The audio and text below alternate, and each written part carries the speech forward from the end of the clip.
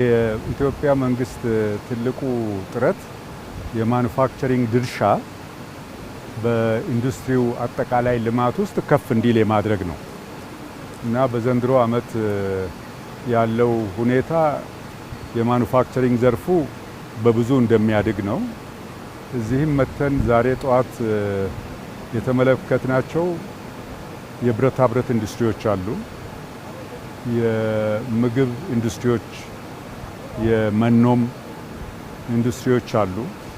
በጣም ተስፋ የሚሰጥ ነገር ነው ያየሁት። በብዙ ተስፋ የሚሰጥ ነገር ነው ያየነው። ተጨማሪ አዳዲስ ኢንዱስትሪዎች ወደ ስራ እንዲገቡ ለማድረግ አስችለዋል። የማኑፋክቸሪንግ ኢንዱስትሪ የገበያ ድርሻ 30% የነበረው ወደ 45% ከፍ እንዲል አድርጓል። መንግስት በዚህ ውስጥ የሚያደርጋቸው ተጨማሪ ድጋፎችንም የበለጠ እንዲያጠናክርና በተለይ ደግሞ ይሄ የካውንስል ያለው የማኑፋክቸሪንግ ኢንዱስትሪ ካውንስል ያለው ጉምሩክን፣ ገንዘብ ሚኒስቴርን፣ ገቢዎችን፣ ብሔራዊ ባንክን፣ ግብርና ሚኒስቴርን፣ ማዕድን ሚኒስቴርን፣ ፋይናንስ የሚያቀርቡ ተቋማትን በአንድ ላይ የያዘ ስለሆነ ያለምንም መወራወርና መገፋፋት የኢንዱስትሪዎችን ችግር አንድ ቦታ ላይ ሆኖ ቁጭ ብሎ በየጊዜው እየመከሩ መፍትሄ ለመስጠት አስችሏል። በባህር ዳር ከተማ የተመለከትነው ነገር የኢንዱስትሪው እንቅስቃሴ በጥሩ ደረጃ ወደ ልማት እየገባ መሆኑን የሚያሳይ ነው። የኢትዮጵያ የልማት ግብ ወደ ኢንዱስትሪያላይዜሽን እንደሆነ ይታወቃል። ለዛ መሰረት የሆኑ ጥሩ መነሻ የሆኑ ተስፋ የሚሰጡ ጅምር ስራዎችን አይተናል። የኢንዱስትሪዎቹ የአቅም አጠቃቀምን በምንመለከትበት ጊዜ በኢትዮጵያ ታምርት ንቅናቄና በኢንዱስትሪ ካውንስሉ በየጊዜው በሚያደርገው ድጋፍ ከጊዜ ወደ ጊዜ መሻሻል ማሳየቱን ታዝበናል ማለት ነው። ኢንዱስትሪያሊስቶቹ ለስራዎቹ ያላቸውን ፍላጎት፣ መተማመን፣ ተስፋን፣ ከፍተኛ የሆነ የስራ ትጋትን፣ ፍላጎትን፣ በርትቶ መስራትን፣ ውጤታማነትን በምን ልክ እያሳኩ እንደሆነ ያየውበት አንዱ ሀቅ ነው ማለት ነው።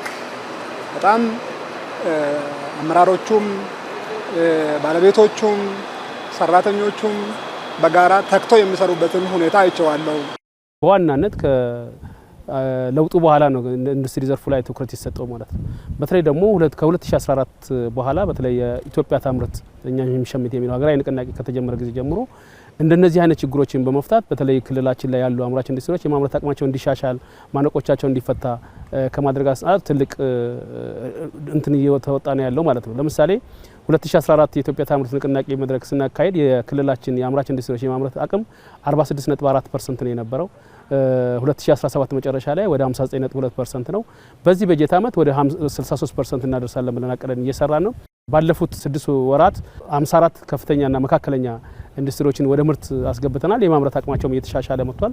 በእርግጠኝነት በዚህ በጀት ዓመትም የማምረት አቅሙን ወደ ምርት የሚገቡ ኢንዱስትሪዎችንም እያሳደግን የምንሄድበት ሰፊ እድሎች አሉ።